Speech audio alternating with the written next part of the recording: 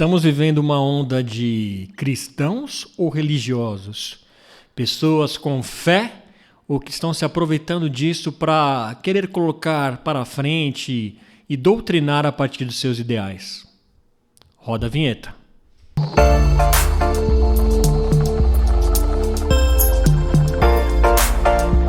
Dia, tarde, noite, seja o que for, seja muito bem-vindo aqui a mais um episódio do podcast Ponto de Fala. Sim, sempre episódios trazendo pontos de vista que merecem ter com a gente aqui um ponto de fala. Não se esqueça, antes de mais nada, acesse aí as nossas redes, se inscreva no canal, acione o sininho, assim você não perde nenhum episódio nosso aqui do Ponto de Fala, sempre com conversas transformadoras e inspiradoras. Hoje o nosso papo aqui é sobre fé, religião, Cristo. Isso tem sido muito envolvido em várias coisas da nossa sociedade, principalmente no âmbito político. Então vamos desvendar se realmente a gente está querendo seguir os passos aí do cristianismo ou se está sendo mais da boca para fora e pro forma. Para falar sobre isso, meu querido amigo e super especialista no assunto, pastor Edwin Ferraz. Muito bem-vindo, meu caro. Obrigado, Fernando. Bom demais estar com você, cara. Valeu, meu amigo. Cara, acho que eu nunca vi tanta gente falando que é cristão, né? Por um lado, eu poderia estar muito feliz com isso, mais gente querendo ser imitadores de Cristo, né? Que no mais simplório significado seria ser cristão. Mas a gente tem visto isso de uma maneira muito diferente aqui, né? Muito envolvimento com política e tudo mais. A gente está começando a formar o cristão sem Cristo, é mais ou menos isso?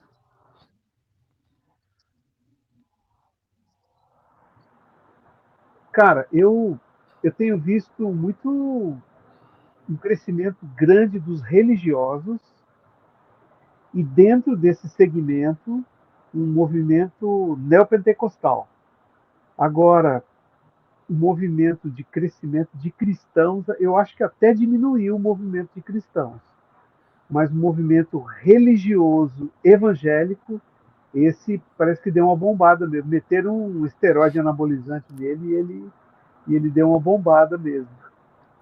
E o que faz acontecer isso, então? A gente vê pessoas mais interessadas a estarem envolvidas a certa religião ou a certa igreja, ou compactuando com certas pessoas que falam que são daquela denominação, então ela acaba querendo seguir aquilo.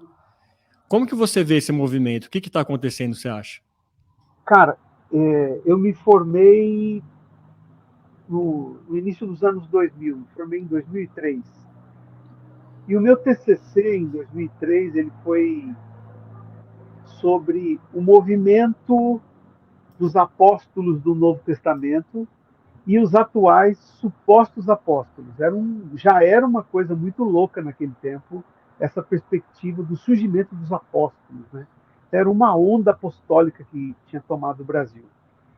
E naquele tempo a gente já observava. Então eu fui pesquisar.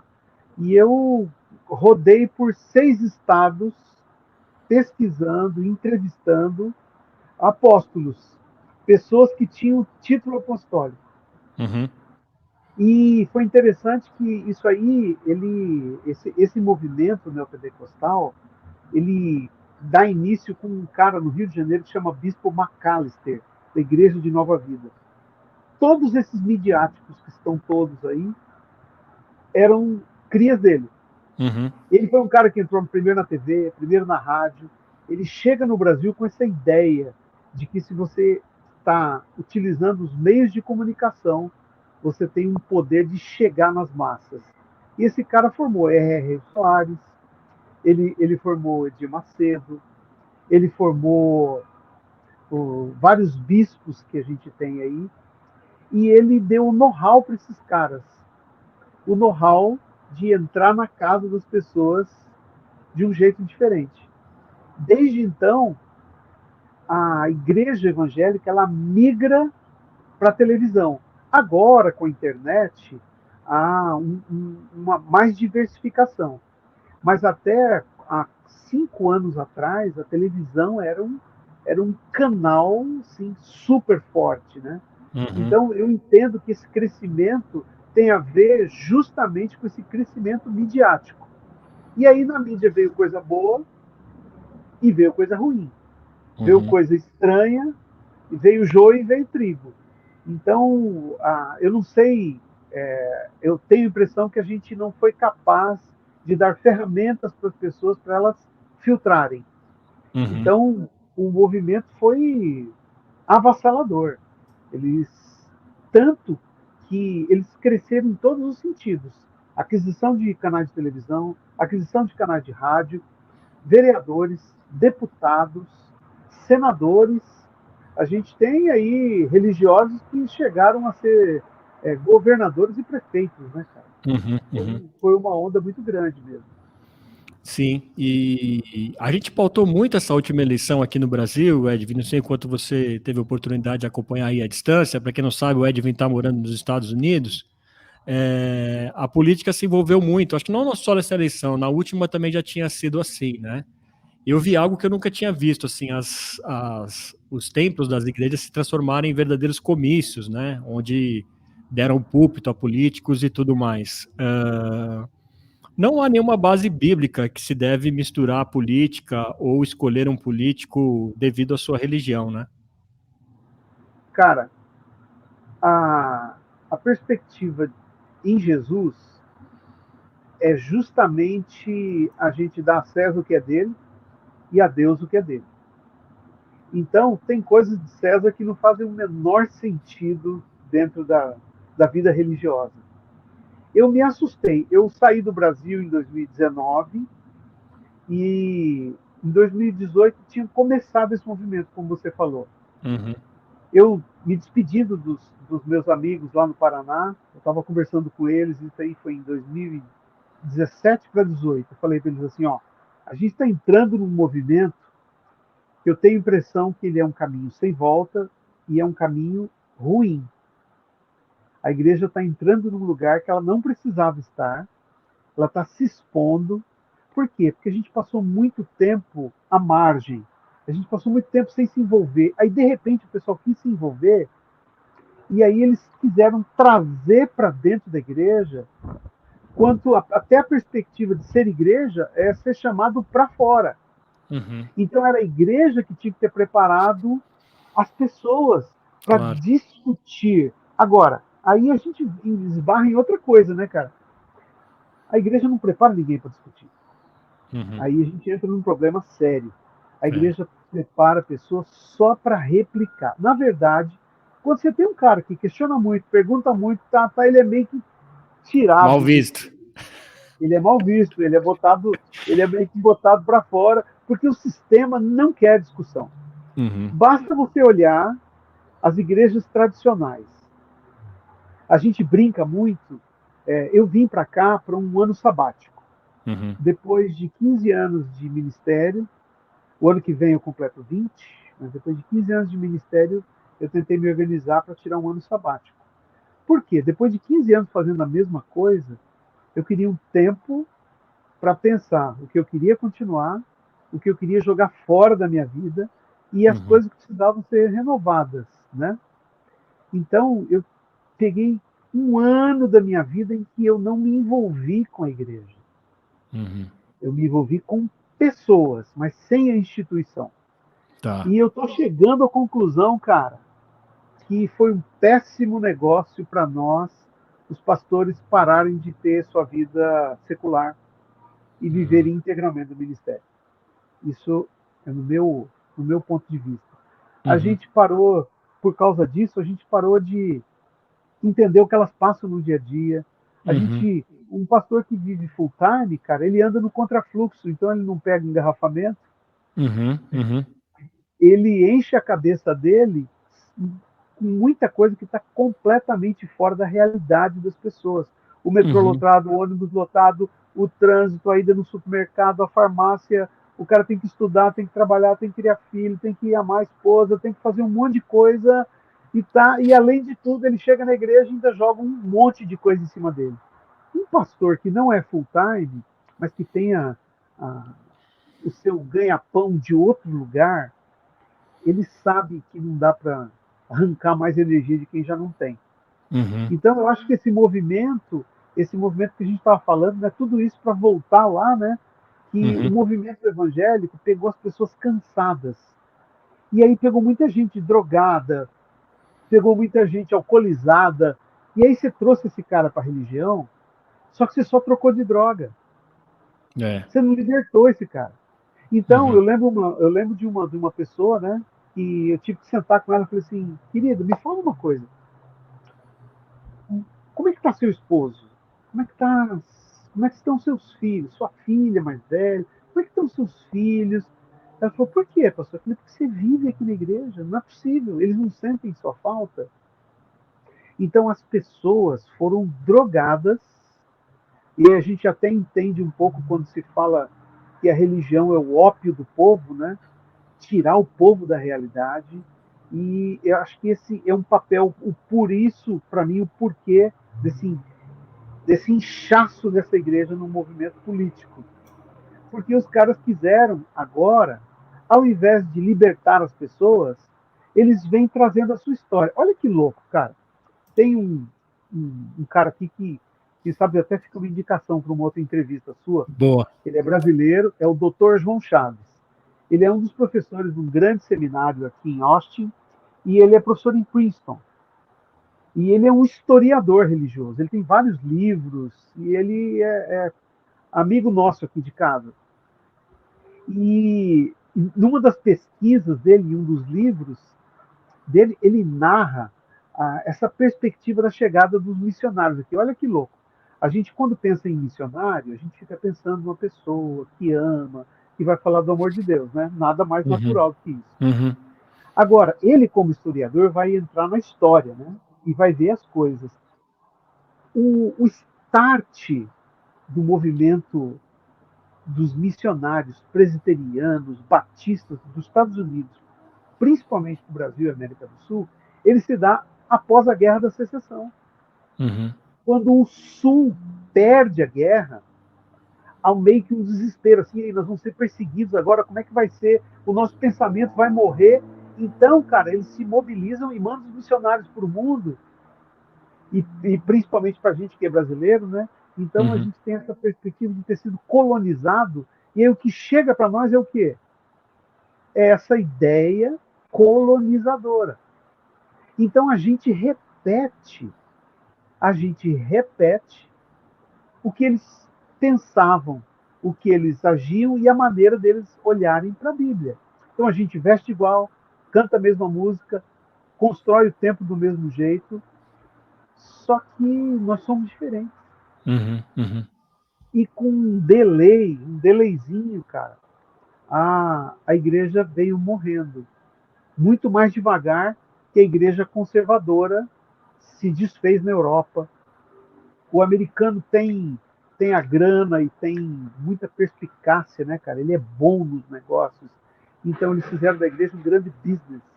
Uhum. Então as igrejas viraram um negócio, virou um ponto de comércio, virou um ponto de negócio, virou um ponto de referência. Então eles conseguiram resgatar alguns movimentos, mas não estou falando de resgate do evangelho.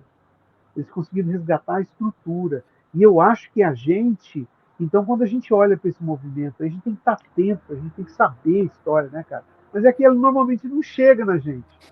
E É. aí ele conta, então, quando você vai lendo o livro, você vai ficando desesperado, você vai vendo o quê? Que o que chegou aqui era o povo que veio fugir da guerra. Eles vieram fugir de qual guerra? A guerra em que os cristãos do sul dos Estados Unidos queriam ter escravos. Eles olhavam para o semelhante e achavam que ele era um bicho. Uhum. Uhum. E são esses caras que vêm nos evangelizar. E qual é a cabeça deles? Entendi. Então, ele chega aqui e tem narrativas. Ele teve acesso às cartas, ele teve acesso à maneira como eles se comunicavam, como eles falavam. Todos eles tinham seus escravos aqui, cara.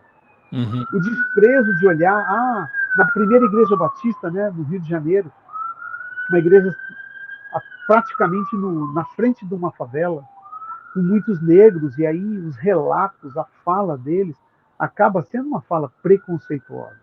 Entendi. Por mais que a gente tenha esse óculos de hoje, né? Mas a gente vê a carga que veio deles, cara, trouxe para cá, para a gente, uma carga de coisas que a gente é pior ainda, porque a gente repete sem saber, né? A gente Uhum. repete sem entender. Para eles, até não estou dizendo que esteja certo, mas o motivo que os trouxe para cá era um. E o motivo do que o evangelho cresce, dele deveria ser outro. Sim. Então, eu quero até amarrar umas coisas que você falou, Edvin, até para a gente conduzir o papo aqui, que foram bem interessantes. Ver se eu lembro de todas aqui. A primeira, você contando aí da sua experiência no sistema, digamos assim, né, nessa parte de instituição igreja. Dá para a gente, então, resumindo aí o que você falou, que tem muito da culpa de como isso foi institucionalizado pelas religiões mais tradicionais, digamos assim, essa consequência que a gente tem agora. Porque se você pensar, né, agora que eu comecei mesmo, eu abro o jogo para você, acho que eu já falei, né, eu tenho um relacionamento melhor com Cristo hoje, em que eu não estou na igreja institucional, do que antes. E eu penso assim, porque Cristo, quando pediu que os apóstolos formassem a igreja, fossem atrás das pessoas contando o evangelho, ele não disse que a gente teria que ter essas instituições que foram criadas, né? Então, para mim, eu tinha mais um lugar onde as pessoas se reuniam para cantar louvor, né? Meio que crente falando para crente, e meio que foi esquecido todos esses anos o ID de espalhar a boa nova.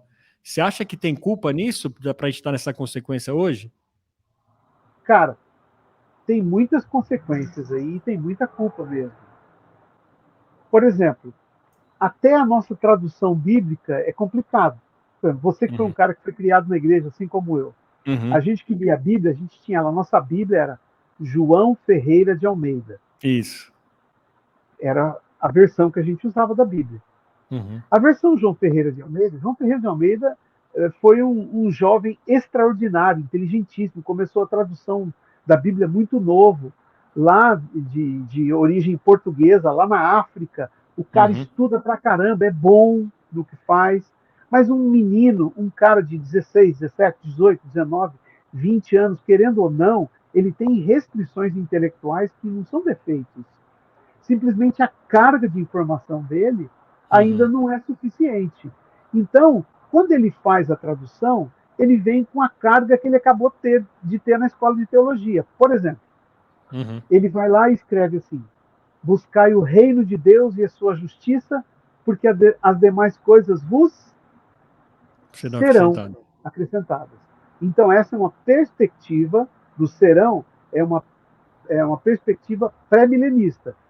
É alguém que joga sempre as coisas para frente. Tem a geração e uma perspectiva dos pós-milenistas, aqueles que jogam as coisas para o passado, porque já aconteceu. Tem a geração daqueles que acreditam que estão vivendo o milênio. Tem a perspectiva daqueles que não acreditam em nada disso e pensam só como figura de linguagem. Só que a gente, nós, os presbiterianos, metodistas, adotamos essa versão. Então a gente já construiu a nossa teologia, então, buscar o reino de Deus e a justiça, porque as demais coisas vêm depois. Aí quando você tem acesso aos manuscritos de Qumran, que foram encontrados nos anos 60 lá no Mar Morto, que são as últimas descobertas, né, de material, de cópias que ninguém tem o original, né, Uhum. de cópias que a gente tem da Bíblia.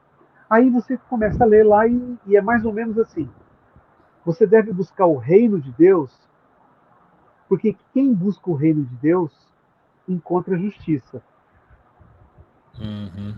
Porque as coisas já foram acrescentadas no passado, são acrescentadas hoje e serão acrescentadas no futuro. Por quê? É um verbo que chama auristo no grego. Ele é Uhum. atemporal. Ele fala sobre passado, sobre presente e sobre futuro. Então, só disso aí já construiu uma outra teologia. E o Uhum. que Uhum. fazer com as igrejas que já existiam depois dos anos Pois 60? é. Aí você tem o problema da Assembleia de Deus, que construiu a teologia dela em cima do João Ferreira de Almeida. Uhum. Aí agora começam a vir as outras versões que desmonta até, cara, a perspectiva de Lúcifer, Uhum. em que Qual que é essa aí? Não? a perspectiva de Lúcifer é que ele é, você já deve ter ouvido falar isso, que Lúcifer era o líder do amor no céu. Sim. Já deve ter recebido essa, de algum jeito, era o cara que cuidava do louvor, Inacreditável das Coisas. Já ouviu? Sim, Já ouviu já, sobre isso? já, já. Então, isso daí é Ezequiel 28. Por quê? Porque está lá, na versão João Ferreira de Almeida que a gente tem, Ezequiel 28, 13, que lá dizendo assim, em ti se formaram as pedras, topázio, jaspe, ele começa a descrever todas as pedras preciosas. Então ele está falando do príncipe da Pérsia, que tem uma compreensão teológica que seria Satanás. E aí, cara, tem um ponto e vírgula e diz assim, em ti se fizeram os tambores e as flautas. Outro ponto e vírgula. Aí, então, qual é a leitura? Então você tem os instrumentos musicais, você tem as coisas de adoração. Então a adoração se fez a partir dele. Então ele comandava isso tudo. Só que quando você encontra esses manuscritos, você descobre que não existe isso. Não tem essa coisa. Foi o Agora, cara que colocou. foi um cara no século XV. Um cara que foi filho de um músico com uma prostituta. A mulher engravida, ela larga o filho num mosteiro. O filho cresce cuidado pelos religiosos, acaba se tornando alguém que estudava, mas sabia da sua história. Então, esse cara tinha raiva de arte, raiva de música, raiva de instrumento, e quando ele era um copista da Bíblia, quando ele está copiando lá, cara, quando ele está copiando, o que ele faz? Ele está descrevendo o diabo. Qual é a visão que ele tem de diabo? É do próprio pai dele. Som. É. E ele coloca lá, o copista coloca. E sabe por cargas d'água por que foi essa cópia que foi espalhada.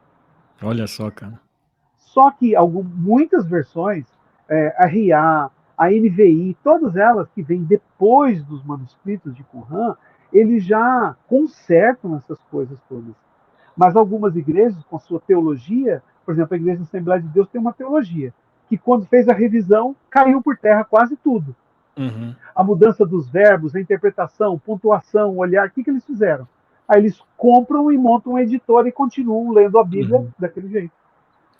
E, cara, me diz uma coisa, tem a sensação, falando de Lúcifer, que tem muito mais histórias criadas que foram contadas pra gente do que citações dele na Bíblia. Tá errada essa minha percepção? Que depois eu li, reli, falei, gente, quando eu era criança contavam que ele teve isso, depois teve não sei quantas batalhas, que depois ele foi destituído. E na Bíblia é muito mais resumido isso, né? Cara, a Bíblia, ela não se propõe a falar de Lúcifer.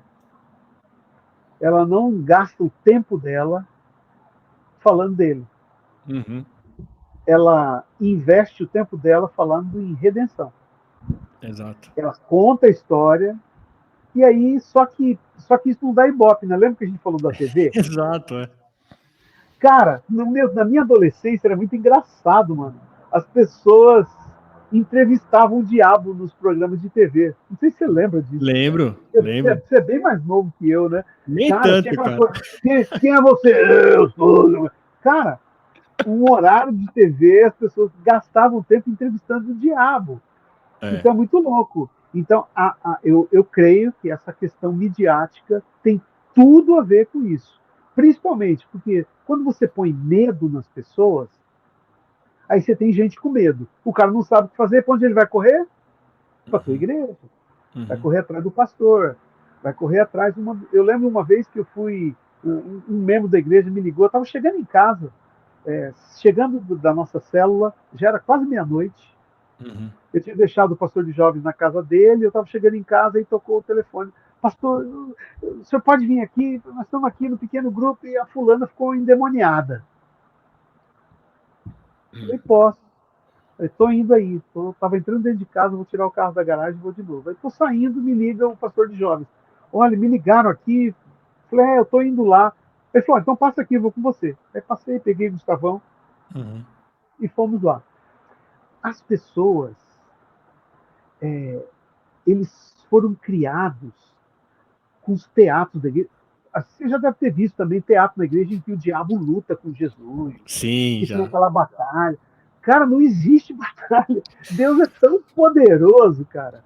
Ele não precisa fazer nada. O diabo não tem opção quando Jesus chega no lugar. Ele não tem opção. O máximo que ele pode fazer, lembra aquele endemoniado, o gadareno, que ele Sim. pede para Jesus, fala, me deixa entrar naqueles porcos. Isso. Cara, é a única opção que ele tem. Uhum. E isso acontece se Deus permitir também.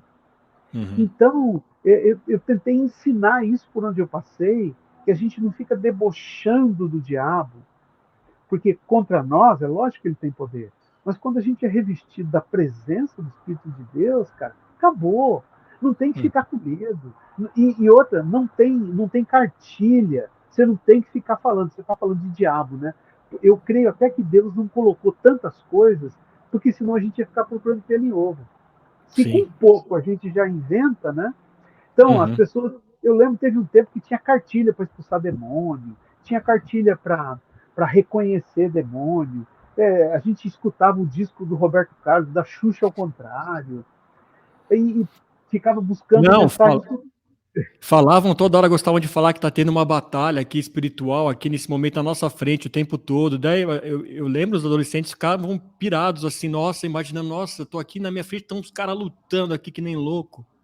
Pois é, cara. E assim, em algum momento na cabeça de alguns, Jesus estava até perdendo a guerra. É. Essa igreja maluca de hoje, eu vi um cara falando num vídeo aí, depois da eleição, que Jesus perdeu a batalha, mas não perdeu a guerra. Falei, da onde ele tirou isso? Que loucura, É, cara. essa perspectiva teológica muda tudo. Uma cabeça com uma construção teológica coerente ajuda a gente para tudo na vida. A gente Uhum. com uma cabeça teológica desequilibrada, não tem como, desequilibra todo o resto, porque a igreja ocupa muito espaço na vida das pessoas, né, cara? Então, sobre o diabo, eu, cara, não gasto meu tempo com ele. Uhum. Todas as vezes que eu tive um encontro com ele, Deus me ajudou Que a legal. entender o processo e pela manifestação de Deus ele foi embora. Eu não posso, porque cada vez foi de um jeito. Uhum. Eu lembro de uma vez que a gente chegou no lugar e a mulher tinha um monte de gato. A gente chegou lá e os demônios entraram nos gatos e foram embora. Eu não falei nada. Uhum. Do mesmo jeito que entrou nos porcos lá, por que Uhum. entrou no porco? Por que entrou no gato? Sei lá. Sei lá se entrou, se ele só assustou o gato. Eu sei que a menina ficou liberta e os gatos E os nunca gatos mais saíram correndo. voltaram. Saíram correndo. Nunca mais voltaram. Uhum. Então, Agora eu falando, não gasto muito meu tempo com isso. agora falando disso da parte midiática, eu acho que o medo realmente faz parte da religião, não só parte da mídia, mas para manter os fiéis, né? Eu cresci também e eu via no tratamento com as crianças, e principalmente crianças, mas adolescentes também, os ensinamentos muito focados no Velho Testamento com aquele Deus de ira. Mais ou menos assim, ó, se você fizer isso aí, Deus está vendo lá em cima, vai te castigar. Tudo não se ensinava, no meu ponto de vista, o amor de Cristo, mas assim, você tem que fazer isso para não ser punido. Isso também acho que traz uma consequência para o que a gente tem agora, né? De tanta gente tratando Deus como Deus de ira, de general, esse tipo de coisa, né, Edwin? Ah, total, cara. Total. As pessoas confundem muitas coisas. Por exemplo, as pessoas falam muito em lei, né? Existiam as leis imutáveis, os 10 mandamentos, Uhum. que elas eram a constituição de Israel. É uma coisa que as pessoas não entendem. Era Uhum. diferente. Uma nação foi criada numa perspectiva. Então, os 10 mandamentos, os incisos, eram mais de 600. Eles tinham a ver com a constituição, a maneira de julgar, a maneira de comer. E tem as leis do deserto. A lei do Uhum. deserto é uma coisa que já passou. Por quê? Porque quando você está no deserto, com 600 mil homens, mais mulheres, mais crianças, mais servos e servas, você tinha perto de 2 milhões de pessoas no deserto. Você tem que ter Uhum. regra. Uhum. Como é que come? Cara, você já parou para pensar, Fernando? 2 milhões de pessoas fazendo o número 2? Meu Deus. Por isso que eles não podiam ficar no mesmo lugar, cara. Uhum. Não tem como. Você senta aqui, faz suas necessidades e vão embora, que vai ficar fedido o lugar, bicho. É.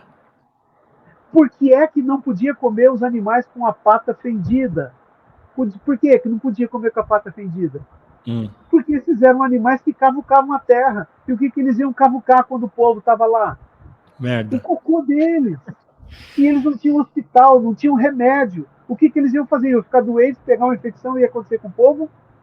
Morrer. Morte, sim. Então, cara, por isso que Pedro, quando Jesus desce com aquele lençol e põe lá toda aquela comida que era considerada imunda, ele fala: eu jamais comi e não vou comer nada impuro. E o que Jesus diz para ele? Quem é você para dizer que é impuro o que eu purifiquei? Eles já não estavam no deserto mais. Eles já não estavam mais naquela vida. Então, quando a gente é ensinado, Fernando, eu acho que a gente foi ensinado muito mal mesmo, cara. Eu acho que a gente foi ensinado.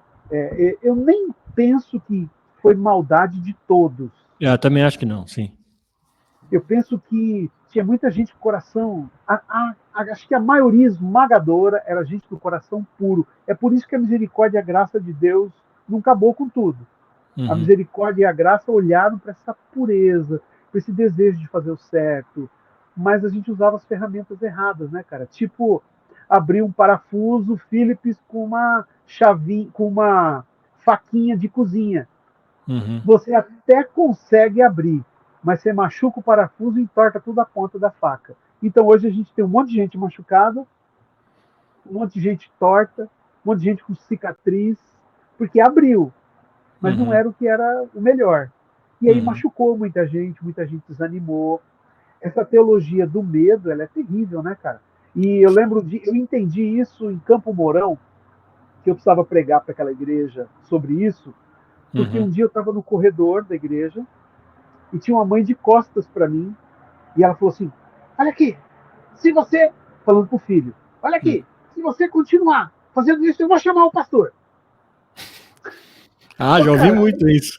Como é que esse menino ia olhar para mim? Ele ia ficar morrendo de medo de mim. Então é assim que muita gente tem de Deus.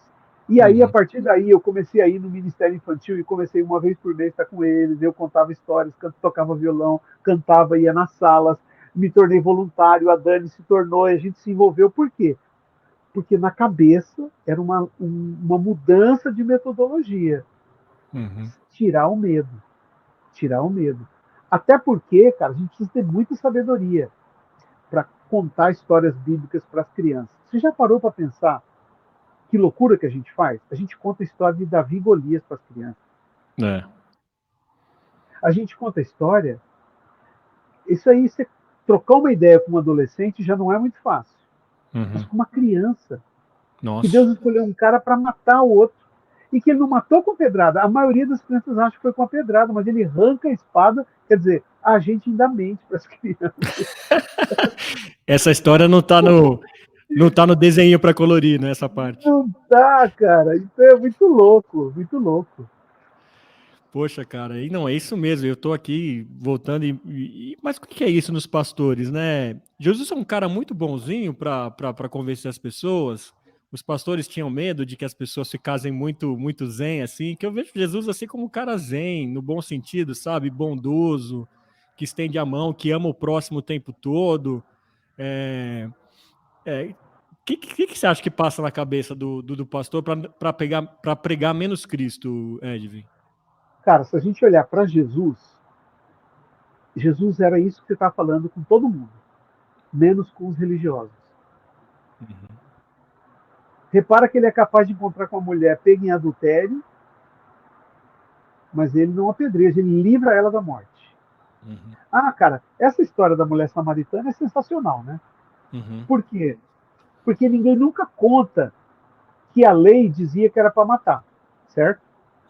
Se alguém for pego em adultério, e interessantíssimo que só pega uma mulher, não pega um homem, né? Mas tudo bem. A lei dizia que era para matar, mas a lei dizia quem poderia matar.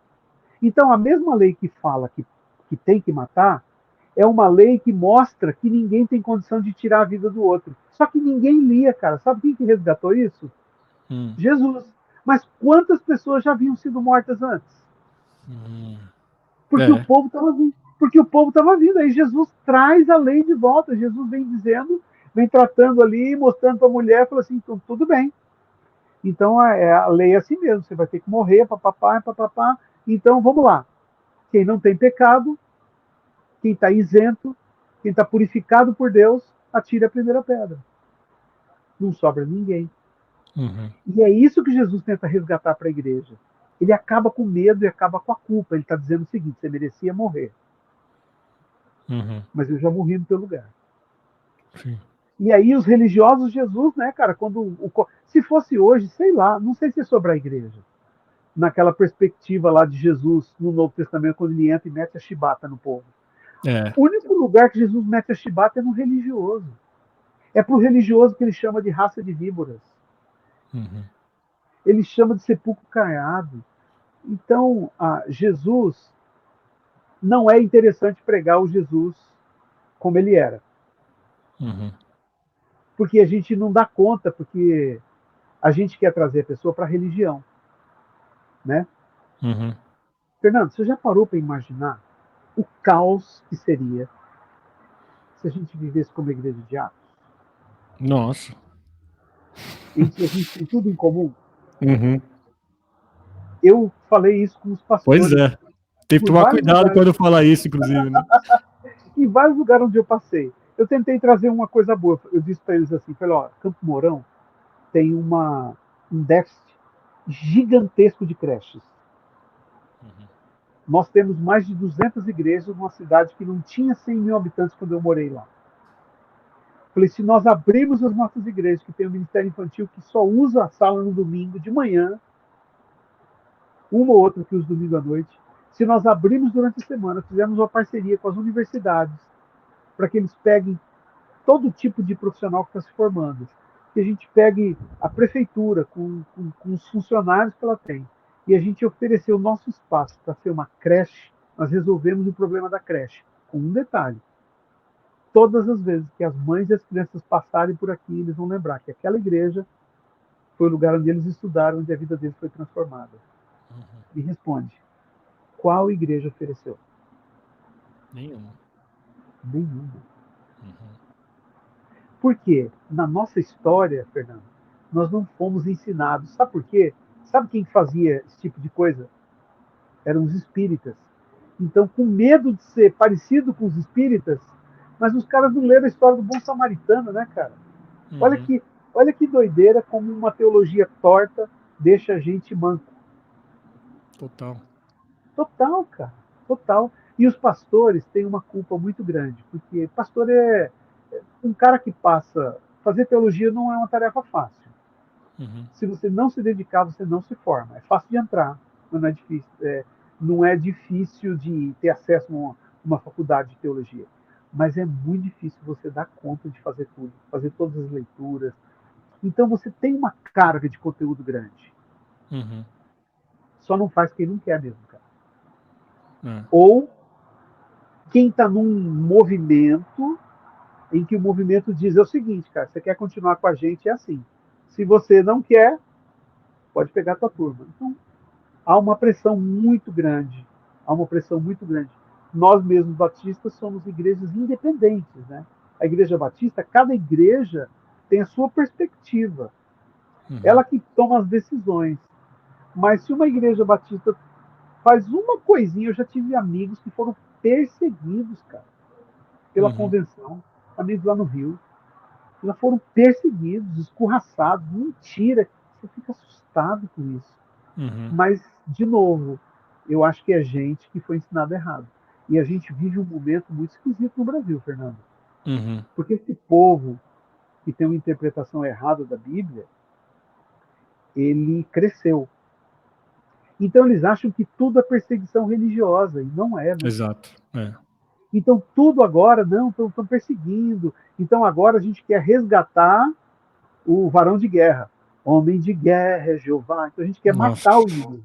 A É. gente quer matar o inimigo. Então o povo que antigamente queria resgatar. Fazer Jericó de novo, né? Exato, exato. Deus que me livre desse Deus desses evangelhos aí. Desse Deus, desse povo, eu sou ateu, viu, cara? Eu Eu também. não dou conta, não. Eu E não sou melhor que eles. Eu acho que eu até sei coisas tão ruins a meu respeito que ninguém precisa nem falar de mim, sem saber. Se me perguntar, eu falo coisas piores que eles não imaginam. Então, com isso, o que eu estou querendo dizer? Que eu não sou um cara bom, perfeito, o melhor de todos. Não tem nada a ver com isso. Tem a ver com que o óculos, cara, o óculos da religiosidade não tem nada a ver com o óculos de Jesus. Os religiosos mataram Jesus. uhum. E É por isso que Edvin, essa igreja mata.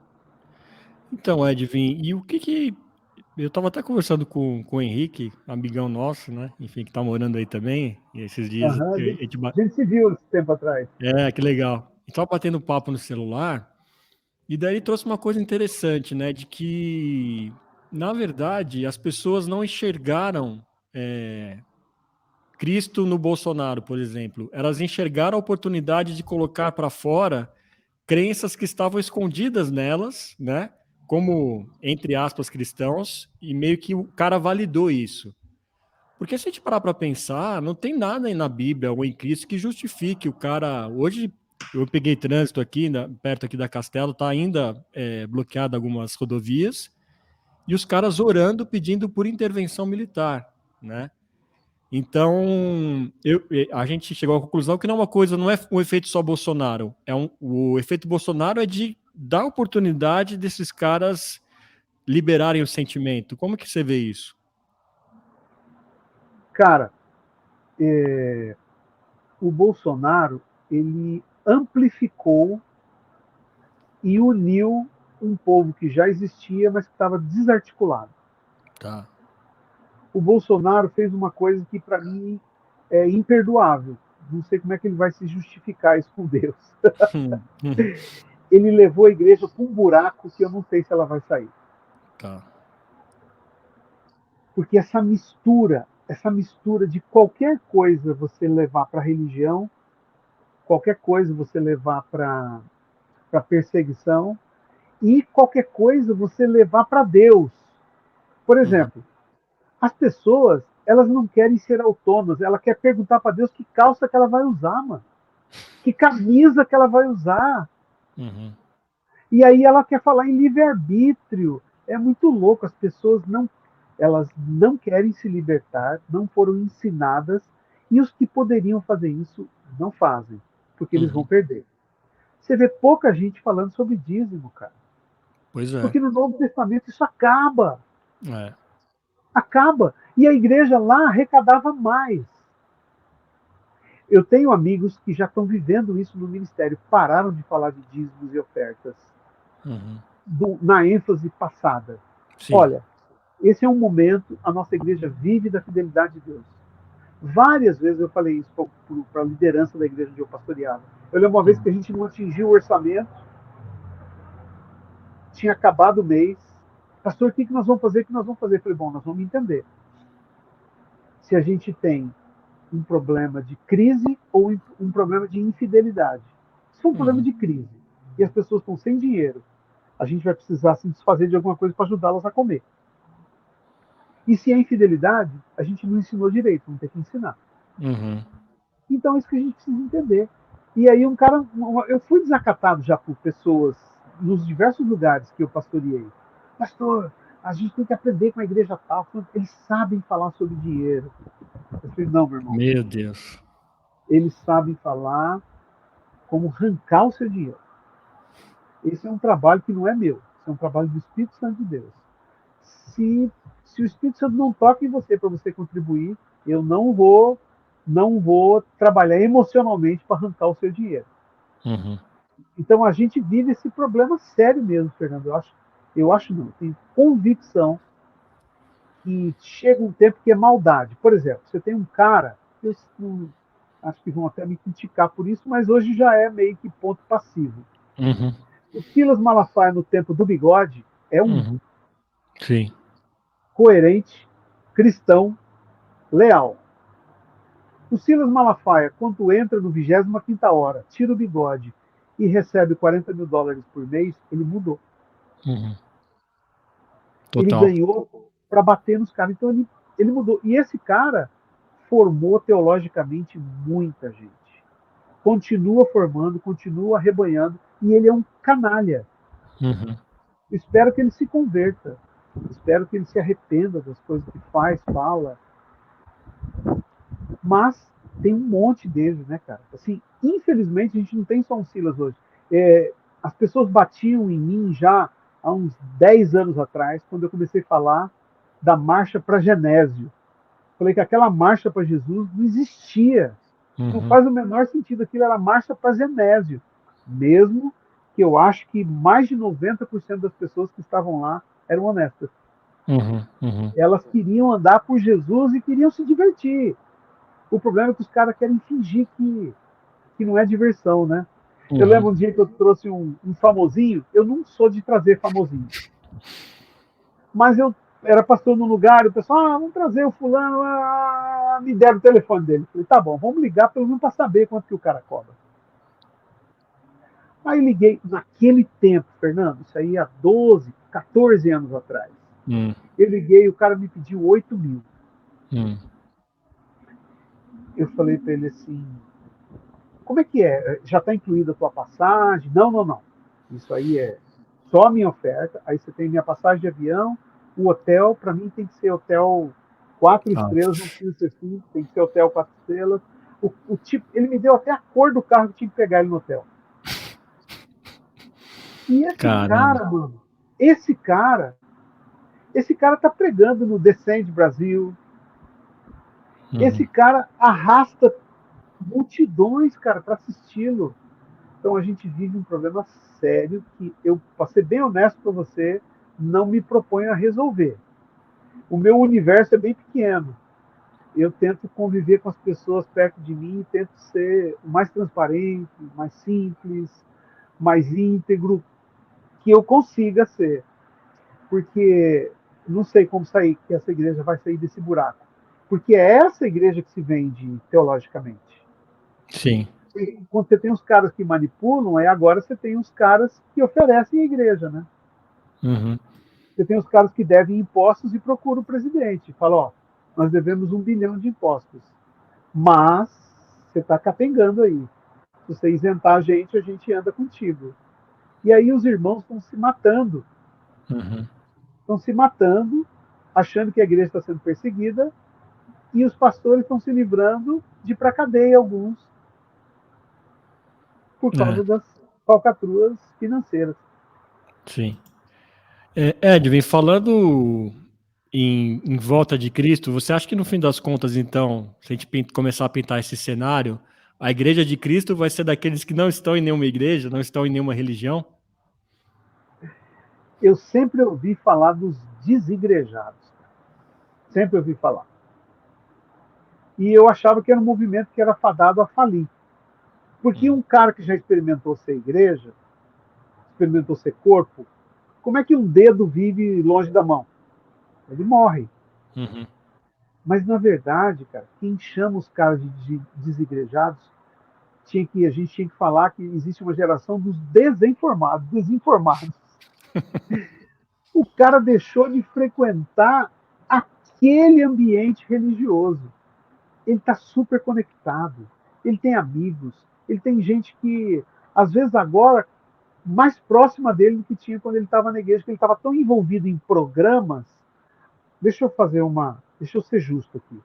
Existem boas comunidades ainda, Uhum. Uhum. Sem dúvida. que não exploram, que os pastores são íntegros, que eles se esforçam em fazer teologia, se esforçam em fazer as pessoas pensarem. Eu já fui pastor em várias igrejas, as pessoas não querem pensar, elas não querem ser livres, Uhum. elas querem que alguém os salve. É por isso que elas escolheram o Messias agora. Uhum. Mesmo que ele tivesse outro nome, as Uhum. pessoas querem ser. Crente ficou preguiçoso, Fernando. Uhum. Preguiçoso. Ah, é sempre o Deus que vai livrar. E se Deus não livra, foi a vontade permissiva. É uma falácia, não existe vontade permissiva. As pessoas querem viver no centro da vontade de Deus. Me mostra onde existe isso na vida. É bonito, né, cara? Eu quero estar no centro da vontade de Deus. Não existe isso. Existe a vontade de Deus, igual essa tela que a gente está aqui. Uhum. Essa tela é a vontade de Deus. Aqui no meio é vontade, ali no canto é vontade, ali no outro canto é vontade, ali no outro canto é vontade. A vontade de Deus permeia todas as coisas. Uhum. Não existe uma só. Não existe. E aí, mas é bonito falar. Ninguém sabe explicar. Ah, eu sou o centro da vontade. Que nem um cara, ele falou para mim, eu quero estar no centro da vontade de Deus e quem ainda não imaginou ainda que as coisas ainda não possam mudar. Eu falei, bom, a eleição acabou dia 30. Não houve nenhuma denúncia. Então, os profetas que profetizaram que o presidente ganharia, eles são falsos profetas. Então, se a gente for seguir a risca, Romanos, a gente tem que matar esses caras, que a profecia não se cumpriu. Uhum. Uhum. Pois Mas é. a gente não vive, mas a gente não vive mais no tempo do olho por olho. A gente vive no Uhum. tempo da graça. Então nós vamos liberar perdão para esses caras. Agora, a gente precisa seguir o que o texto manda.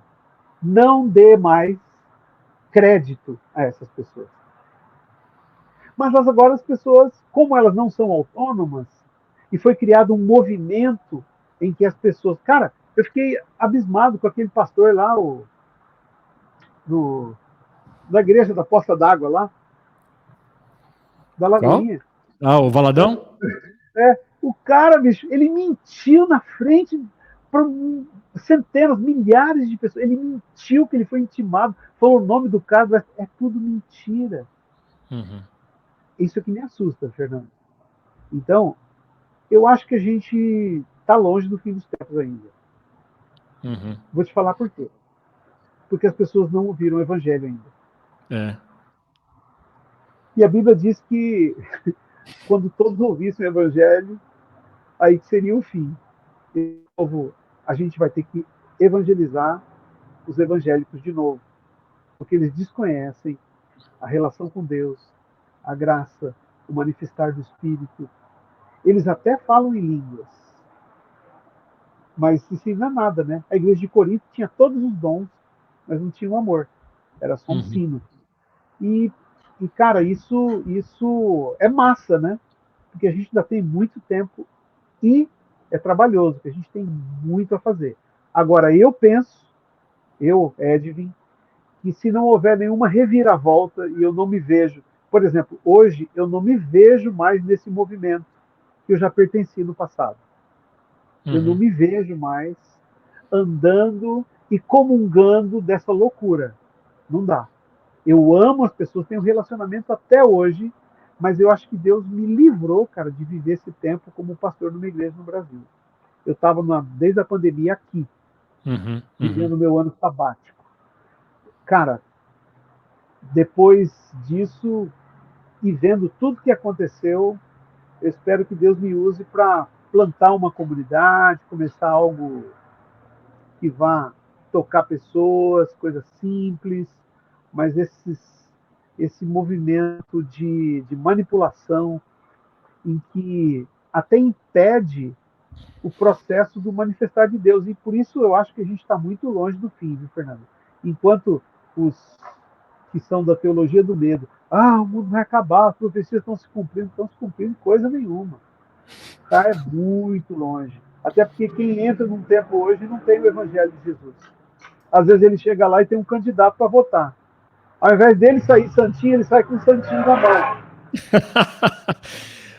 O Edvin, e é curioso, né, cara? Porque eu tenho a sensação que a gente tinha mais missionários, mais gente falando para Cristo antes dessa era da internet, da TV e tudo mais. Daí falaram, não, agora chegou a internet, Jesus vai voltar mais rápido, que a gente vai ter mais alcance e tal.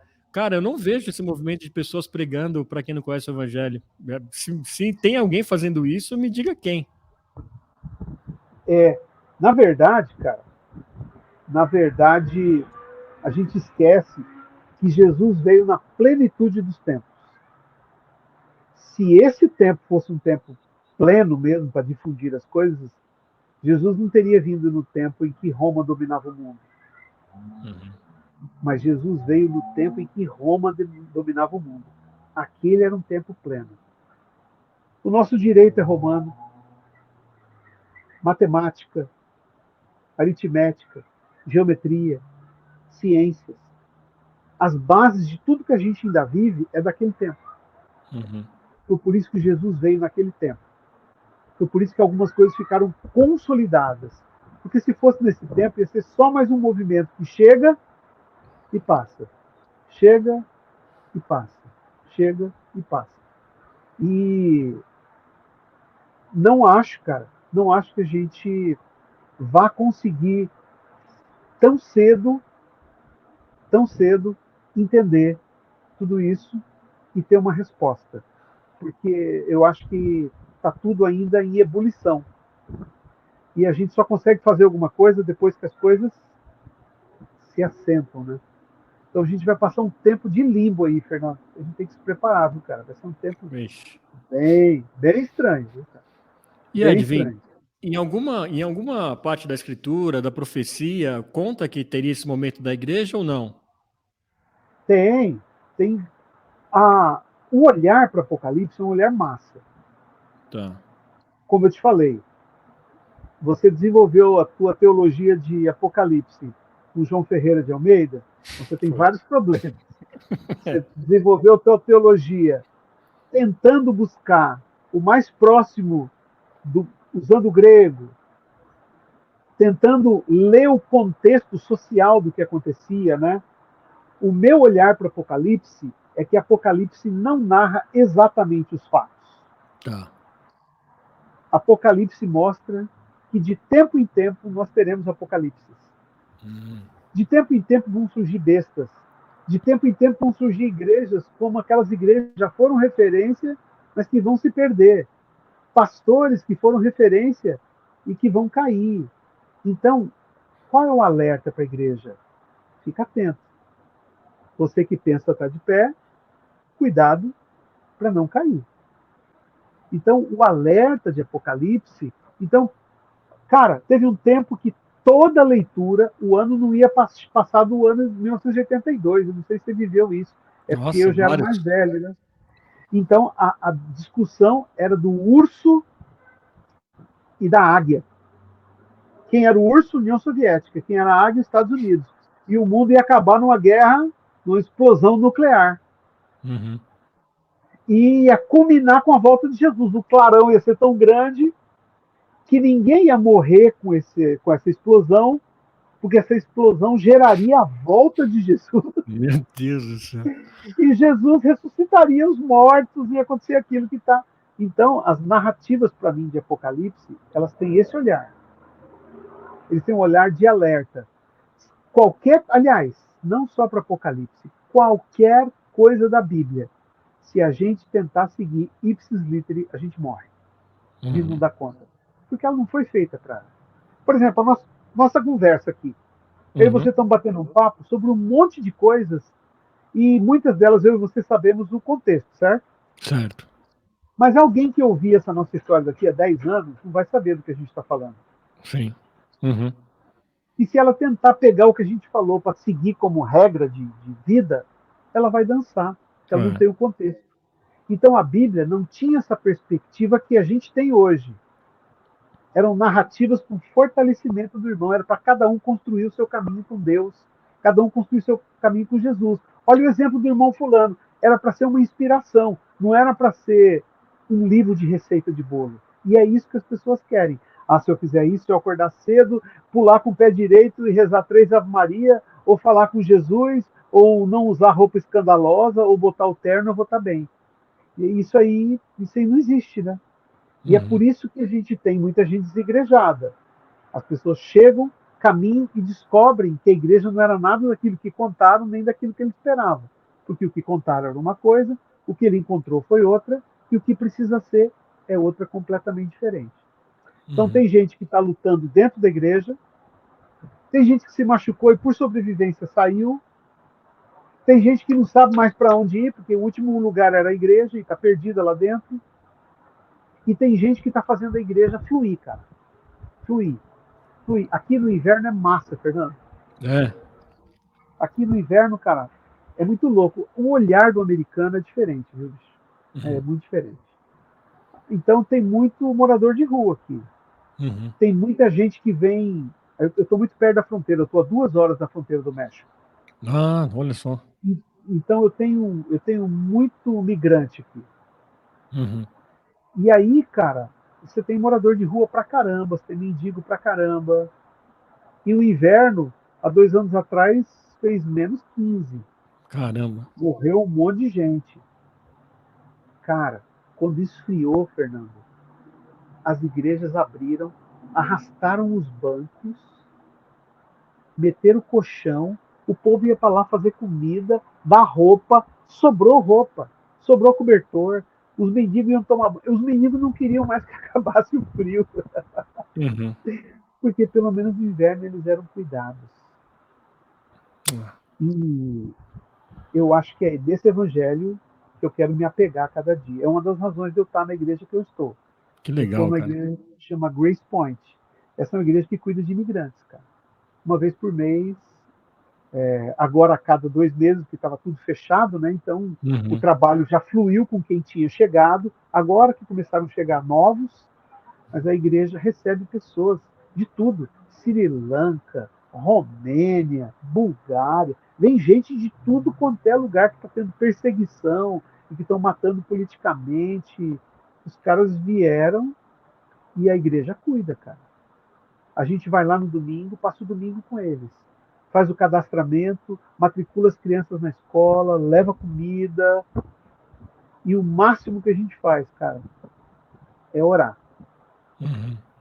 Se a graça de Deus invadir, se o Espírito Santo nos tocar e eles quiserem mais, a gente pede para ele fazer isso. Mas se ele não fizer, o que eles estão precisando agora é de comida, de agasalho, serem amadas, serem tocadas. Uhum. O resto não é com a gente. Essa parte a gente está fazendo. E é nisso que eu acredito como igreja. Eu não acredito na igreja só do social, mas eu acredito numa igreja em que o social está intrínseco nela.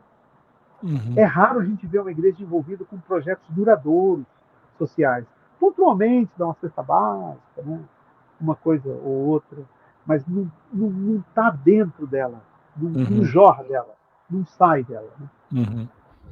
E aí quem não faz isso tem tempo de ir para a rua, tem tempo de brigar com política, tem tempo de ficar com bandeirinha na estrada, enquanto tem um monte de gente desempregada, com fome, sofrendo. Uhum. É bom você trazer isso, Edwin, porque para mim uma das passagens mais emblemáticas de Cristo falando é exatamente na vinda dele, né, que ele fala, muitos vão perguntar, né, poxa, mas eu estava na igreja, te louvava, te adorava, e ele conta essa parte bem social que você contou, né, de quando eu tive fome, quando eu tive sede, quando fui estrangeiro, você não estava lá para me ajudar, né? Né? Então, eu acho que Aparta-te de mim. aparta de mim. Então, eu acho que esse lado social de Cristo é muito forte e também eu acho muito pouco explorado, né? Por tudo aquilo que a gente falou já até aqui. Tá. Mas queria te agradecer pelo papo, meu caro.